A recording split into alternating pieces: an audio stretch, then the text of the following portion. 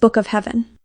The call of the creature to the order, the place, and the purpose for which he was created by God. Volume 17. By the servant of God Luisa Piccaretta, little daughter of the divine will. September 6, 1924. How grave and sorrowful is the state of the Church. As I was in my usual state, I found myself outside of myself, and to my surprise, I found a woman lying in the middle of a street, all full of wounds, and with her limbs all dislocated. Not one bone was in its place. The woman, though in such a sorry state as to seem to be the true portrait of pain, was beautiful, noble, majestic.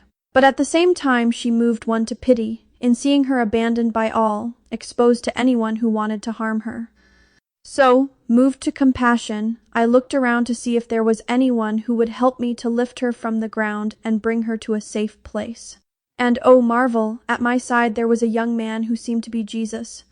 So together, we lifted her from the ground, but at every movement she suffered harrowing pains due to the dislocation of her bones.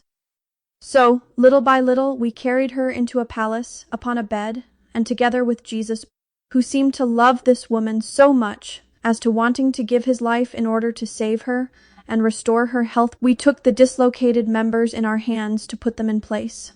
At the touch of Jesus, the bones took their place, and that woman was transformed into a beautiful and graceful child. I was surprised by this, and Jesus said to me, "My daughter, this woman is the image of my church.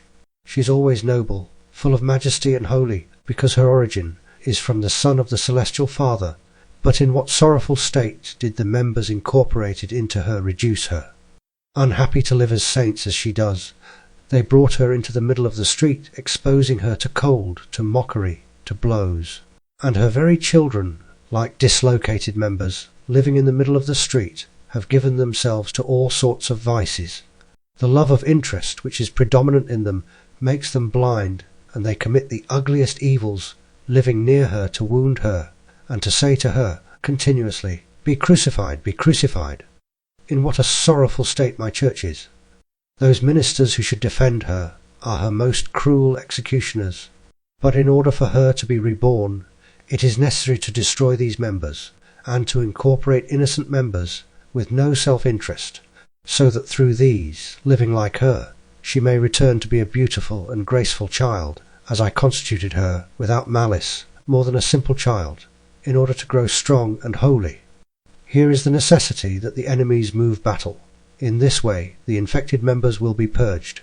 You pray and suffer, that everything may be for my glory.